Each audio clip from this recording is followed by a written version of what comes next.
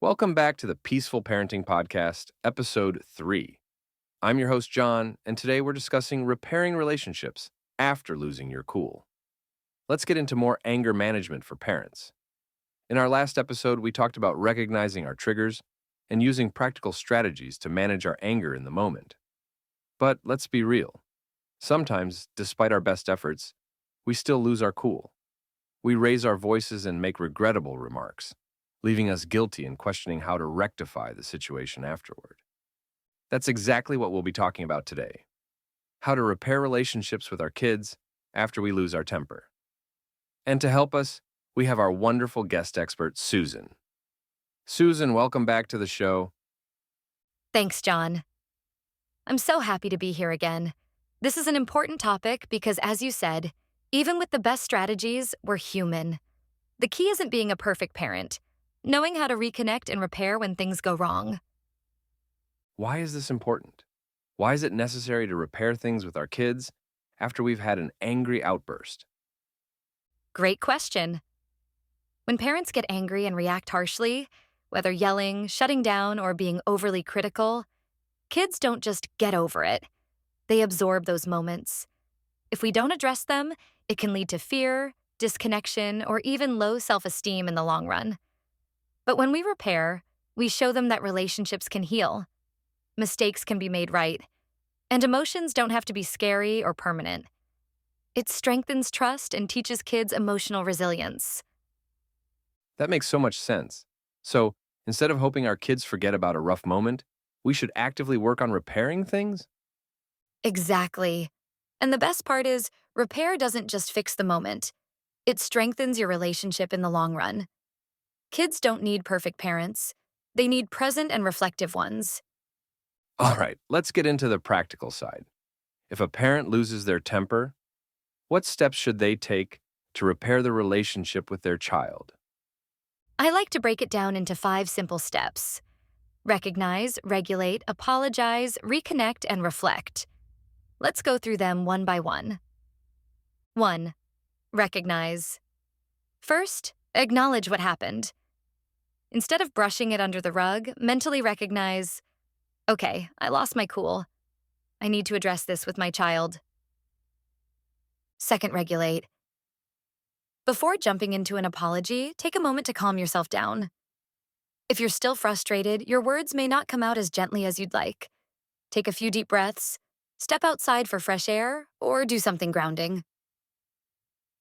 3. Apologize. This is the heart of the repair process. A genuine apology sounds like, I'm sorry for yelling earlier. I felt frustrated, but I shouldn't have raised my voice. The key is to take responsibility without making excuses or blaming the child. 4. Reconnect. After the apology, focus on reconnecting. This can be a hug, spending time together, or asking how they feel. The goal is to reassure them that your love and bond are still strong. 5. Reflect. Once things are calm, take a moment to reflect on why the anger happened in the first place. Were you overwhelmed? Were you triggered by something specific? Reflection helps us prevent the same cycle from repeating. I love that process. But let's go a little deeper into apologizing. Some parents struggle with this because they think, I'm the parent. I shouldn't have to apologize to my child. What's your take on that? That's such a common mindset, and I get it. Many of us didn't grow up hearing apologies from our parents, but apologizing to our kids doesn't mean we're weak. It models responsibility, emotional intelligence, and how to fix mistakes. Don't we want our kids to grow up knowing how to take accountability and repair relationships? We have to show them what that looks like. That's powerful. And what should a good apology sound like? A good apology is short, specific, and sincere. It should look something like this. I'm sorry for yelling earlier. That wasn't fair to you. I was feeling overwhelmed, but I should have handled it differently. I love you, and I'll try to do better next time. The key is to avoid excuses, blame, or adding but, like, I'm sorry for yelling, but you weren't listening. That takes away from the apology. That's such a great point. It's about owning our actions, not justifying them. So, Let's say we apologize and reconnect. How can we help our kids process what happened? It depends on their age. For younger kids, simple reassurance works best. I love you and I'll always try to do better. You can open the conversation with older kids by asking, "How did you feel when I got upset earlier?" The goal is to help them express their emotions, not just move on like it never happened. If a child is still upset, should parents push for forgiveness right away? Not at all. Kids process emotions at their own pace. If they need space, give it to them, but let them know you're there when they're ready to talk. Susan, this has been such a valuable discussion. I love how you break it down into simple, actionable steps. Repairing after conflict is such a crucial part of peaceful parenting. For those of you listening, if you found this episode helpful, check out Anger Management Solutions for Parents.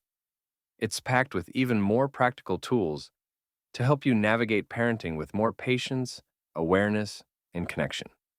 And as always, if you enjoyed today's episode, don't forget to subscribe to the Peaceful Parenting Podcast.